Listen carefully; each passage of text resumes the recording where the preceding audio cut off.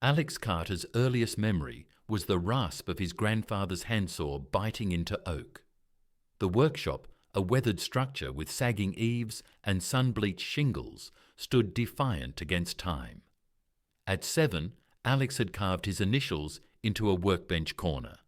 A C, a secret pact with the place that felt more like home than his parents' sterile suburban house.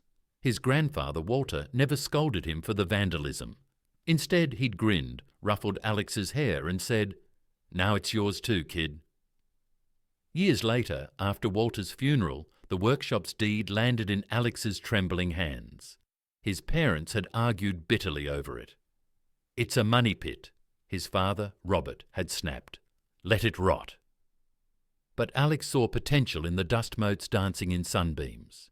He spent weekends replacing rotted floorboards, repainting walls the colour of storm clouds, and scrubbing decades of grime from Walter's tools. The workshop hummed back to life, its creaks and groans morphing into a language only Alex understood. His dream was simple: a carpentry school where kids like him, awkward, overlooked, could find purpose. He sketched flyers, met with town officials, and even secured a grant for vocational programs. But when Ethan's debts surfaced, his parents' priorities shifted. Ethan Carter, Alex's cousin, had always been the family's son. Handsome, charismatic, and perpetually reckless, he'd burned through trust funds and second chances. His gambling started innocently, poker nights with college buddies, but soon spiraled into high-stakes bets on underground sports. By the time Alex learned of the $150,000 debt, Ethan had already pawned his car and drained his parents' savings. "It's not his fault," Aunt Linda wept during a family dinner. "He's sensitive." The word hung in the air, a shield against accountability. Alex's parents nodded, their faces tight with worry. When Robert suggested selling the workshop, Alex's fork clattered against his plate. "That's my property," he said, voice cracking. "Property?" His mother, Margaret, scoffed. "You're throwing your life away on sawdust and nostalgia. Ethan needs help." That night, Alex lay awake, the workshop's keys digging into his palm. He'd texted Jamie Walsh, his oldest friend, a single word: emergency. Jamie Walsh arrived at dawn, her pickup truck rattling over gravel. She'd been Alex's anchor since 3rd grade, when she'd punched a bully for stealing his lunch. Now a civil engineer with a no-nonsense ponytail and steel-toe boots, she surveyed the workshop with a critical eye. "They can't sell what's legally yours," she said, unfolding a property map across Walter's workbench. Together, they combed through records. The deed was clear. Alex owned the workshop. But Robert had forged a quitclaim deed transferring ownership to himself. "He's using Ethan's crisis to manipulate you," Jamie muttered, snapping photos of the fraudulent documents. "We'll take this to court." The lawsuit tore the family apart. Robert and Margaret accused Alex of betrayal. "Ethan's family," Margaret hissed during a mediation session. "That workshop is just wood and nails." Ethan, meanwhile, played the martyr. At a tense coffee shop meeting, he slumped in a booth, eyes bloodshot. "You've always resented me," he said, lighting a cigarette. "Grandpa loved you more. Now you're punishing me for it." Alex's hands clenched. "This isn't about you. It's about my future."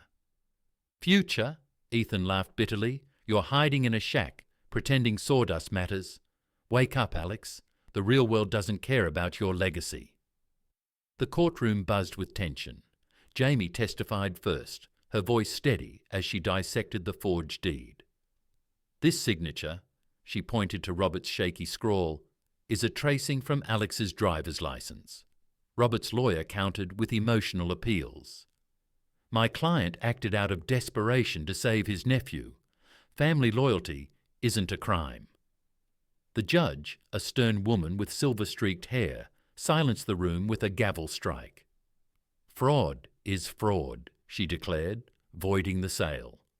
Outside the courthouse, Robert grabbed Alex's arm. "You've ruined us," he spat. Margaret turned away, tears streaking her mascara. With the workshop secured, Alex and Jamie launched the Timber Haven. Local teens trickled in, kids like Liam, a foster care dropout with scarred knuckles and a distrust of adults. Alex taught him to carve a cedar bowl, guiding his hands. "Smooth strokes," he said. "Let the wood speak." Liam's first finished piece, a jagged asymmetrical bowl, won third place at the county fair. "It's ugly," Liam muttered, but Alex framed the ribbon above the workbench. "Ugly's just unfinished beauty," he said. Months later, Alex found a dusty journal in Walter's old toolbox. Its pages revealed Walter's own struggles, a failed marriage, a son, Robert, who'd rejected carpentry, and a dream to teach. "Legacy isn't what you leave," Walter had scrawled. "It's what you plant in others." Alex read the entry to Jamie under the workshop's flickering lantern. "He'd be proud," she said softly. Ethan's downfall accelerated. He lost his apartment, then vanished. Rumour had it he'd fled to Vegas, chasing one last score. Aunt Linda called Alex, pleading, "He needs you." "He needs help I can't give," Alex replied, hanging up. The Timber Haven flourished. A local news feature sparked donations, tools, lumber, even a vintage bandsaw. Retired carpenter Mr. O'Reilly volunteered, teaching dovetail joints to wide-eyed teens. At an open house, Liam presented Alex with a walnut jewellery box. "For your mum," he mumbled. Alex's throat tightened. Margaret hadn't spoken to him in months. Winter brought a blizzard and a cream-coloured envelope. The letter inside was from Mara, a former student. "I'm designing furniture in Portland. You said my messy style had potential. Turns out messy sells. Thank you for seeing what I couldn't." Jamie found Alex staring at the letter, tears freezing on his cheeks.